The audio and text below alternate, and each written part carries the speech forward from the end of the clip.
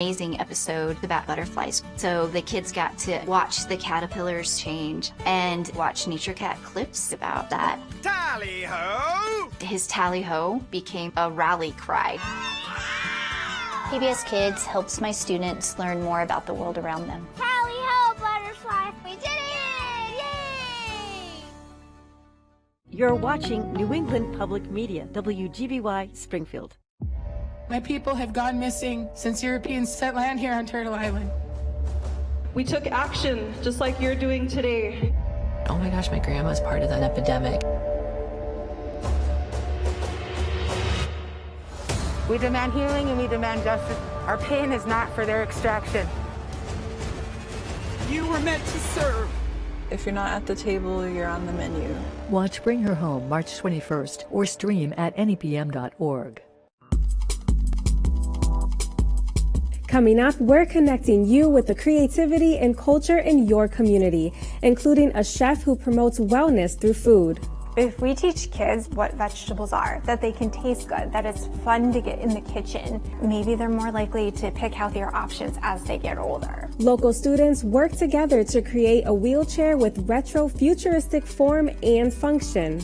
We have a new quantum wheelchair that actually has a lift system. It's like a scissor lift that comes up, and that actually brings the person in the wheelchair up to the eye level. And we'll pay a visit to a local artist whose work graces the covers of the New Yorker magazine. And then the topic was gay marriage, and I submitted my brides, and I got an email from her saying we'd like to hold this out for the actual magazine. Join us for those stories and more as we explore the creativity, culture, and community that make us Western New England. Up next on Connecting Point. Support for Connecting Point is provided by our contributing viewers.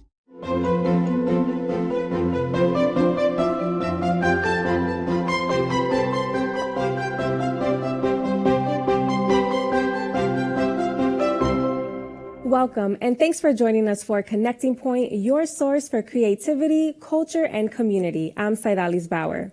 After living with multiple sclerosis for over a decade, Ashley Tresseline discovered the power of clean eating and knew that she had to share it with her community. Through her workshops, classes, and home visits, she shares inspiring stories of wellness through food, as well as delicious recipes to help people with their own food healing journey. She shared her story recently with producer Dave Frazier. We're just gonna pour this in over a banana. I start from age 4 all the way to 100. Whoever wants to cook with me, whoever wants to learn, whoever needs a little help changing their diet, that's where I start. I have some fresh hydroponic tomatoes. I love these. Ashley Tresseline has always loved to cook, growing up in a large Italian family where food was a big part of their lives. When she was in her early 20s, she was diagnosed with multiple sclerosis. Living with MS has made her realize how much food plays a part in our health. I got diagnosed at 21, and because of that, I had to learn a different way to eat. Not by the doctor's admission, but by my own, because I was sick of feeling awful. The meds helped a little, but I wanted to feel better, so I learned everything. I've always grown up cooking. I love to cook. I'm good at it. We don't want to add any sugar, none of that brown sugar or any of that. We're not going to do that.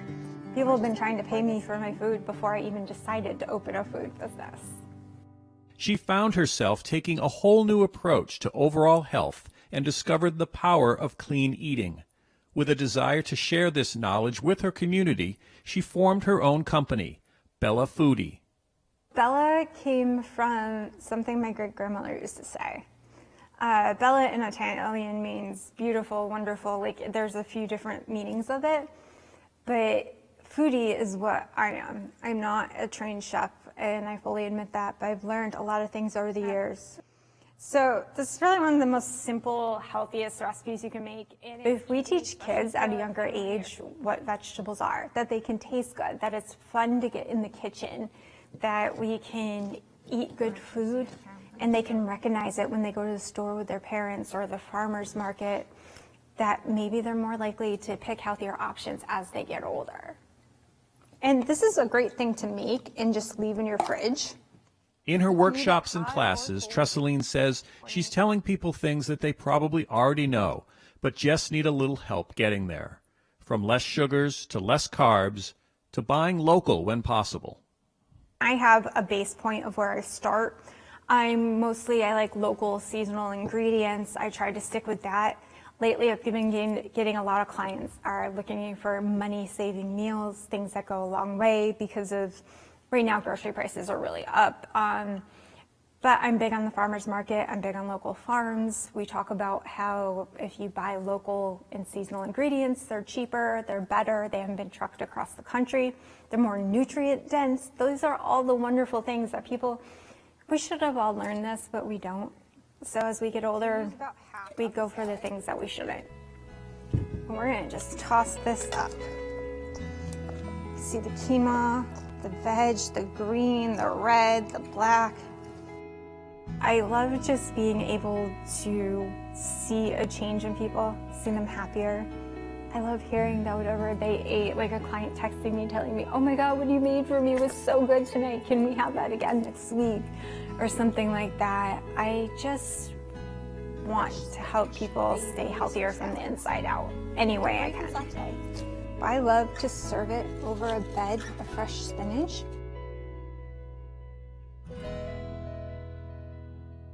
Every week, Connecting Point explores the creativity, culture, and community that make us Western New England, but it doesn't stop there. You can find us online anytime for exclusive features and content.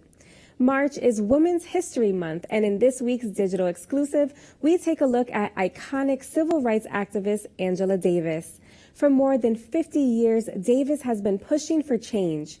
Now, Harvard is home to the 78-year-old's personal archives, and Connecting Point's Adam Riley takes us through the more than 150 boxes of papers, photos, and other details that shed new light on one of the most impactful women in modern American history. In 1969, Davis was fired from her teaching post at UCLA after then-Governor Ronald Reagan objected to her membership in the Communist Party. The following year, she was accused of facilitating a lethal courthouse kidnapping. But in prison, Davis's profile only increased. You have to completely revolutionize the entire fabric of society. You can find that digital exclusive as well as more stories celebrating the influence and impact of women on creativity, culture, and community all month long at nepm.org/connectingpoint. Steampunk is a visual aesthetic that incorporates science fiction and Victorian-era elements. Local artist and nationally recognized steampunk expert Bruce Rosenbaum has teamed up with Pathfinder Regional Vocational Technical School in Palmer for the Steampunk Quantum Wheelchair Collaboration Project. Springfield Technical Community College student Gabriel Lupi will design and be the recipient of the latest quantum power wheelchair, and students from Pathfinder Tech will help transform it into a steampunk-style work of art. I spoke with Rosenbaum and Lupi along with Eric Duda, superintendent at Pathfinder, to learn more. Steampunk is a fusion of history plus art plus technology. Kind of have to have those three elements coming together. And it really started out in science fiction.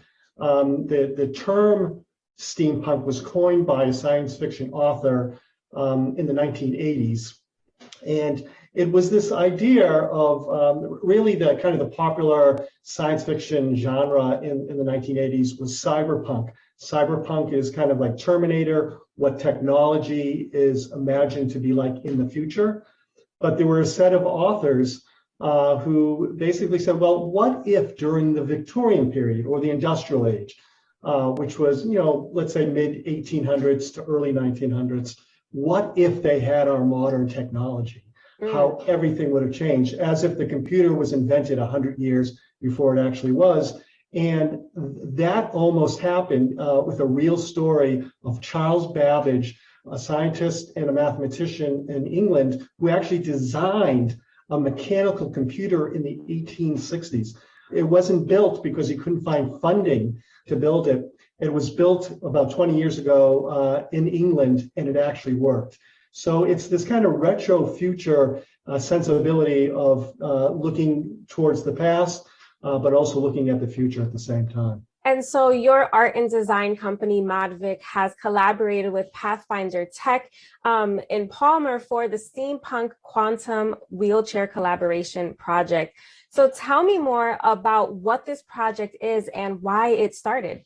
It's probably been close to 10 years ago. I got a call from the Make-A-Wish Foundation to do a steampunk bedroom makeover for a boy in actually Florence, Mass, who had muscular dystrophy. And we did the bedroom, and then we said, well, wouldn't it be cool also to kind of steampunk his wheelchair? And we reached out to the Quantum Wheelchair Company at that time, and they donated a chair. And we just kind of said, well, let's just go at it. And I worked with a local fabrication company and put it together. Out of that, we came up with this really great design, but the boy that we gave it to, his needs had changed. And so he couldn't really use it.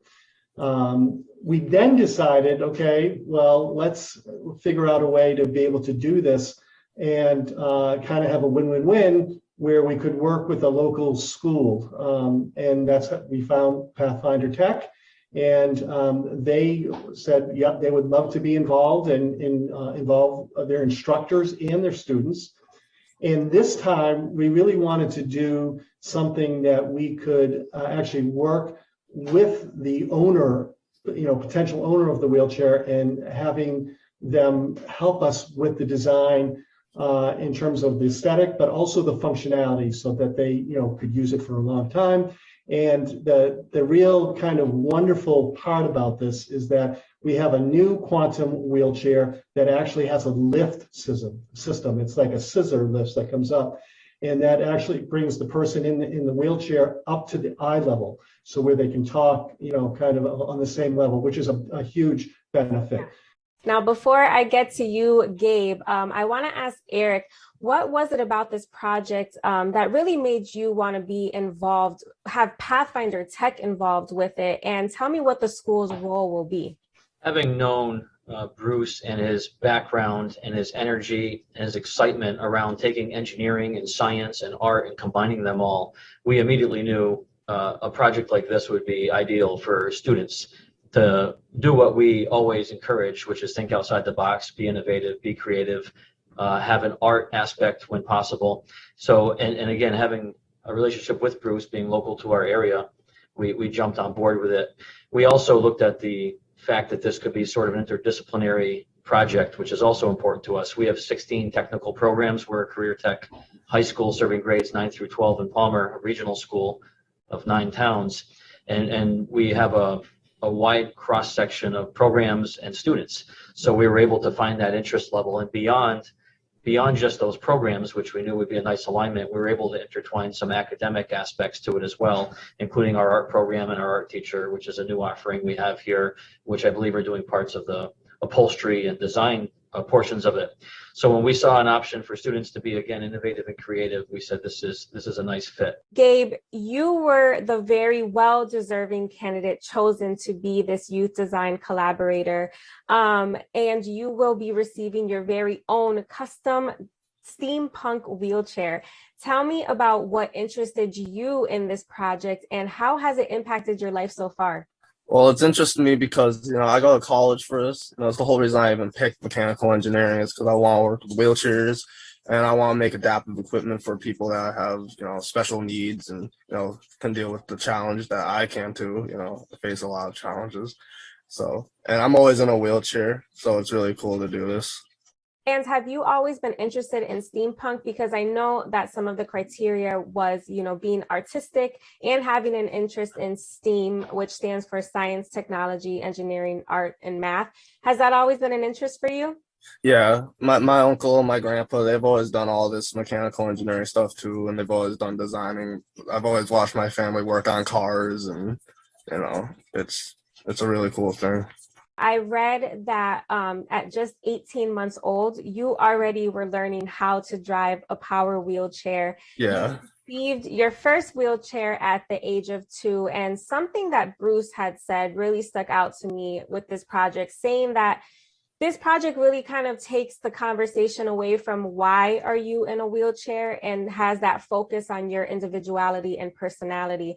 How important is that aspect of this project for you? Really important. I look at wheelchairs all the time, and it's just like they're really cool, but at the same time they're kind of bland.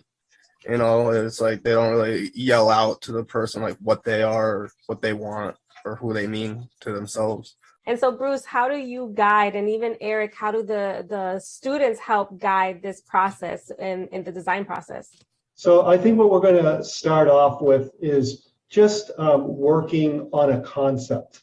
So coming up with hand sketches, hand drawings, and having this kind of collaborative effort where we will kind of go out and just kind of have some wild thinking on what this can be, but also keeping in mind the functionality, because we want to make sure that we don't hinder the functionality of the wheelchair, and that it's going to work for Gabe in the near term and in the long term. So concept development, drawing, and then working with the instructors and students at Pathfinder Tech to actually start the fabrication, to do the CAD drawings and to start making it.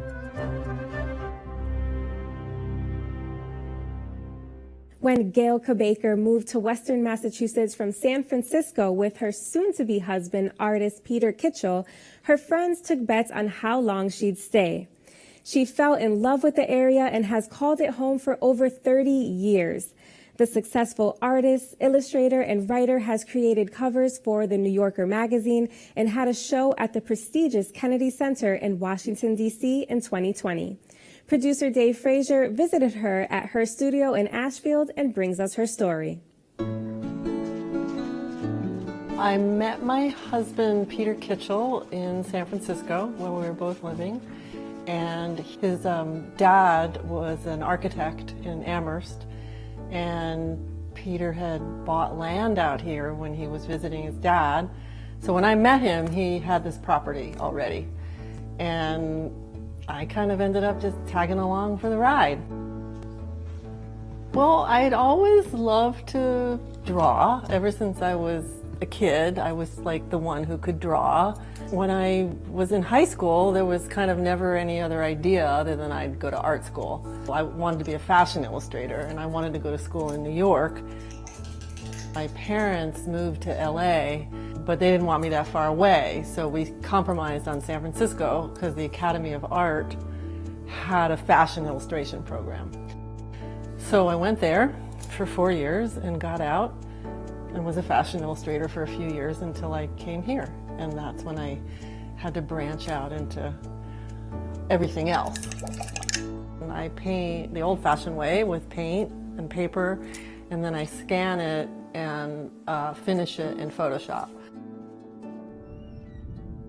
I entered a contest that the art director from The New Yorker was doing. Each week she was posting a topic that was similar to the real New Yorker, and people were submitting. And then she'd pick, at the end of the week, she'd pick the top 10 and a winner. So I started playing, and the first week or two I got into the number 2, and I was like, wow, this is fun. And then the topic was gay marriage, and I submitted my brides, and I got an email from her saying we'd like to hold this out for consideration for the actual magazine. That was really special because it really meant a lot to people, and I got a lot of emails, and people wrote me. It was very special. I got involved with Vital Voices 3 years ago, and this is a series of 100 portraits to celebrate the 100 years of women getting the vote, and also to just, really call out these women who are doing really important things. Some famous, some not famous, from all over the world. It's tough out there right now. A lot of scary stuff, and I think that there's a place for art to really make a difference. So however I can use my art to support causes that I want to that I believe in or to get information out to people. You know, every once in a while you can make a really big impact, and that's pretty cool.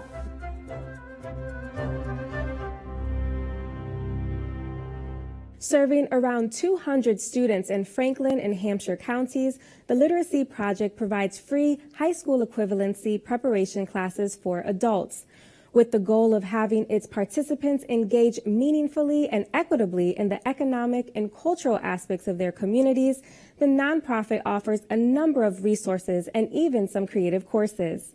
I spoke with Judith Roberts, Executive Director at the Literacy Project, along with students Christian Morales and Deb Gonzalez, to hear more about the impact of the program. We are a small local nonprofit just in Franklin and Hampshire County. We're in 5 towns: Amherst, Northampton, Greenfield, Orange, and Ware. And we're a GED preparation program. So our students are studying in 5 subject areas: reading, writing, math, science, and social studies. And along the way, they really fall in love with learning and often fall in love with reading and writing and even math. So we try to keep our classrooms small, warm, and welcoming. Right now, our classes are totally online because of the pandemic. And we've been able to give computers to folks so that they can join us online.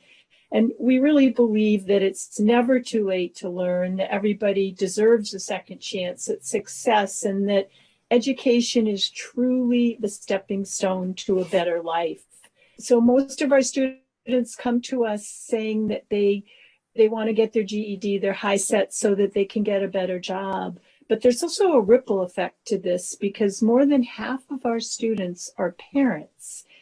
And so they're better able to help their kids with the kids' homework once they attain their education goals. So literacy really, really changes lives. And don't get me wrong, our students come to us, they can read. They just need to improve skills to pass the high set. But once our students are able to attain their education goals, they're better able to support themselves and their families. So the whole community benefits. And I know that everybody has a different reason for taking classes at the Literacy Project. So Deb and Christian, what are your stories behind why you decided to start joining classes at the Literacy Project? I joined the Literacy Project because I had gone down a horrible path.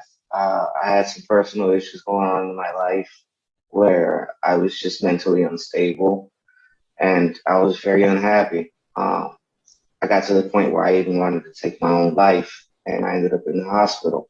And when I woke up, I decided, I decided to stop drinking, which drinking was something that it was a big issue for me. Mm-hmm. I drank every day. I mean, I was spending like $300 a week on drinking alone. Mm-hmm. So I got out of the program that I was in, and I came up to this house. It's called the Vandenberg House here in Greenfield. It's a sober house, and that's where I am now. And one day I was upset about something. Something started bothering me, and I decided, you know what, I need to do something. I need to keep my mind busy, and I called Literacy Project. And I talked to Josh out there. He's a very great guy. I love Josh. Very easy to talk to, and he helped me zip right through it. I think I was with Literacy Project, 4 or 5 days, and I passed my high set. And the same day that I passed it, I got into GCC.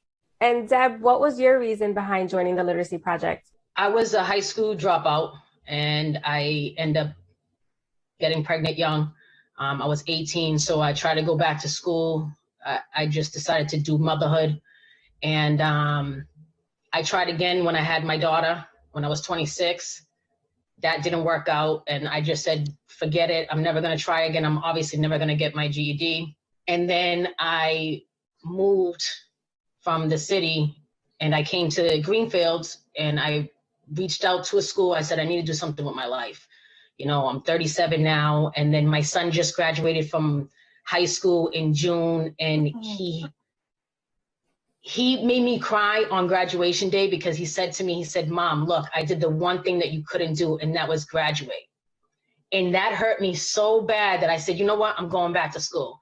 So I came here in July, I started in September, I graduated from, getting my high set in December.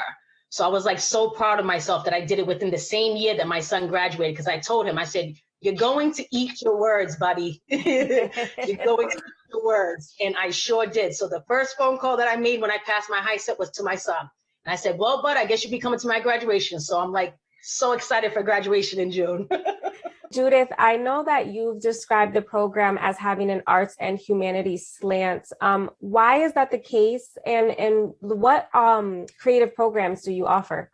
Right now we have a memoir writing project, and students are writing their memoirs. One student said to me that she came to the United States because she wasn't safe in her home country, but in our classroom, she feels safe to have her memories and write about them and share them. And that's just such a beautiful thing. So we also are part of the workforce development. All these skills and the computer skills, the reading, writing, the speaking are all part of that as well. As an adult, that the hardest part of starting something new is just having the courage to even begin it. So what words of encouragement do you all have that you would like to share with somebody that might be in the same situation? What I would say is just do it, and you'll be surprised what you can do. And that will give you a lot of fuel to keep going. It's to get yourself out of that rut, that feeling like worthless, that feeling like you're stuck. Just do it. There's no secret formula. No one's going to come through that front door and be like, come on, I'm going to take you along and we're going to hit your goals. No, you just got to get up and do it. Have a good mindset and know that knowledge is power. You're never too old to do anything. I'm 37 and I'm going to continue this. I'm probably going to be in college till 80, 90 years old. And that does it for this edition of Connecting Point. Remember, you can always find all of the stories that you saw in this episode, as well as exclusive features, digital-only content, and so much more online anytime at nepm.org/connectingpoint. And please be sure to join us again every week right here for more stories of the creativity, culture, and community that make us Western New England. I'm Saidalis Bauer. Thanks for watching and have a good night. Support for Connecting Point is provided by our contributing viewers. Love, look at the two of us. The Carpenters return. And yes, we've just begun. Don't you remember you told me you loved me, baby? Rainy days, Mondays always get me down. Close to you, remembering the Carpenters. That's coming up next on NEPM. All who set foot in Sanditon fall in love on the spot. Was that your experience, Miss Hayward? I am besieged by fortune hunters. I have a plan for us both to find husbands here in Sanditon. Love is not as simple as you seem to think. Why should it not be? The new season of Sanditon premieres March 20th on NEPM.